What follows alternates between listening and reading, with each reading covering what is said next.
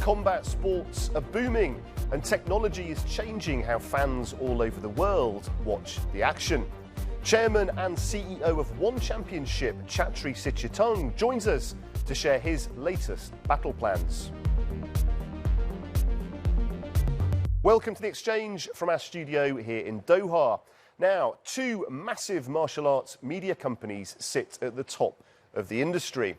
The UFC and the One Championship are now both worth well over $1 billion, according to recent market capitalization figures. Dana White's Las Vegas-based UFC now has a $10 billion market cap, with Chatri Sichitung's One Championship valued at $1.4 billion. But this explosion of popularity extends to other brands too, such as Bellator and the Professional Fighters League. And the big fight between the brands now is really all about how we watch the content.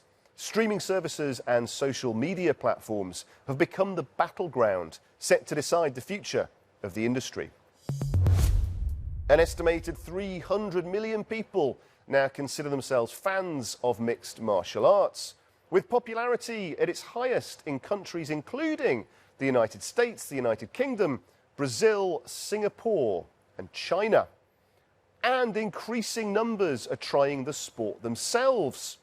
Last year in the United States alone, the market for martial arts studios and clubs had grown to be worth an estimated $9 billion. Chatri Sichitung is the chairman and CEO of the One Championship.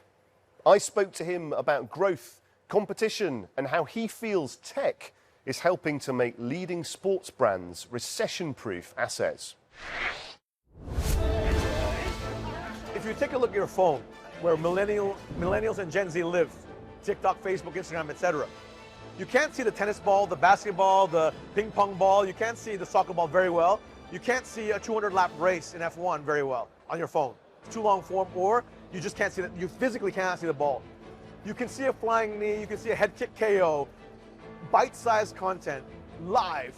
That's what combat sports is. There's 3 rounds of action, and then the next fight comes. So you can pick and choose which fighters you want to watch, and it's very bite-sized. It doesn't require you to spend 3-4 hours or 8 hours of your time. You can literally consume the content, enjoy it, and understand it, and it's very easy to use. There's 5,000 sports properties in the world, but I'm talking about the top 10, top 15, top 20, where One Championship is in a top 10 largest sports property. Because you hit scale and you actually can ignite fandom all over the world. And again, a single event for us several months ago, we were #1 on Twitter in the US, #1 on Twitter globally. At the same time that weekend, we were #1 on Douyin, Kuaishou, Weibo, which is a Facebook, Instagram, and TikTok of China. Simultaneous, different languages, different cultures, and yet we're able to, in one weekend, light up both countries, a country of 1.4 billion and a country of 350 million. That is the power of digital, and that is the power of sports. One of the benefits that one has, and why we're the world's largest combat sports property today in terms of viewership and engagement metrics, as per Nielsen, the ratings agency.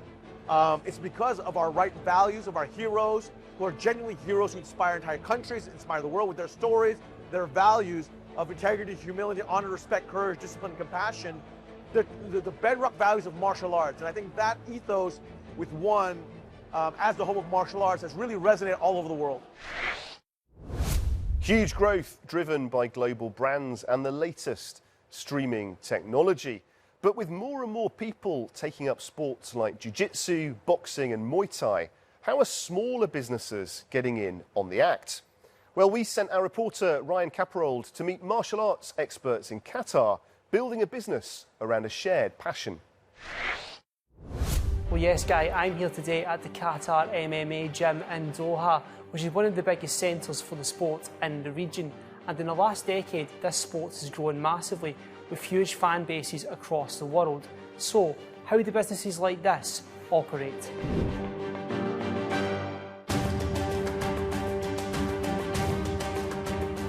On a day-to-day is usually pretty busy. We run a lot of classes here for jiu-jitsu, Muay Thai, MMA, and also for the kids, Muay Thai and jiu-jitsu. In this gym, we've been running some amateur competitions with all the protection and stuff. I had a couple of my students fighting here as well. And when you have 18-year-olds that come and fight, all their friends from school, sometimes even their teachers come to watch, and they like to see their friends win and like to see their friends fight, and that just brings more and more people.